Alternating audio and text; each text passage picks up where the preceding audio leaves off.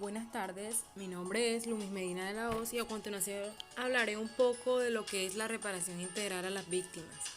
La ley de 1448 del 2011 creó en Colombia un completo sistema para proteger, asistir, atender y reparar integralmente a las víctimas del conflicto en el país.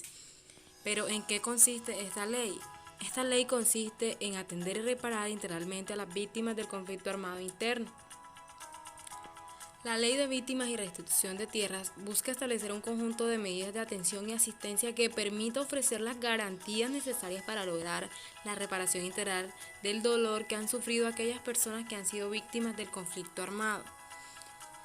La reparación integral comprende 5 tipos de medidas. Las víctimas accederán a una o varias de estas dependiendo de los daños causados por el conflicto armado y el tipo de hecho victimizante, teniendo en cuenta las necesidades, intereses específicos y características especiales en razón de su edad, género, orientación sexual o condición de discapacidad que presenten. Como primer punto tenemos lo que es la restitución, realización de medidas que buscan el restablecimiento de los derechos y condiciones de las víctimas a la situación en que se encontraban antes de que ocurriera el hecho victimizante, para que puedan retomar o reconstruir su proyecto de vida. Como número 2 tenemos lo que es la rehabilitación. Esta consiste en la atención de carácter jurídico, médico, psicológico y social dirigida al restablecimiento de las condiciones físicas y psicológicas de las víctimas. Como número 3 tenemos las medidas de satisfacción. Estas medidas buscan proporcionar bienestar y contribuir a mitigar el dolor de las víctimas a través del restablecimiento de la dignidad de las víctimas y difusión de la verdad sobre lo sucedido. Como número 4 tenemos la indemnización.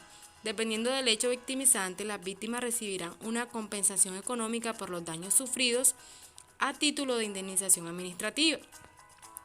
Y por último, y como número 5, tenemos las garantías de no repetición.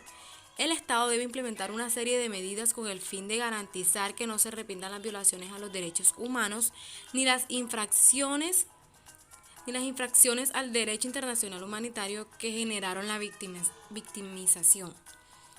Como conclusión, se puede decir que la reparación integral debe entenderse entonces como un proceso humano y psicosocial, en tanto que reconoce la capacidad humana de transformar y significar los actos de reparación con el objetivo de incentivar un proceso de reconstrucción de vida.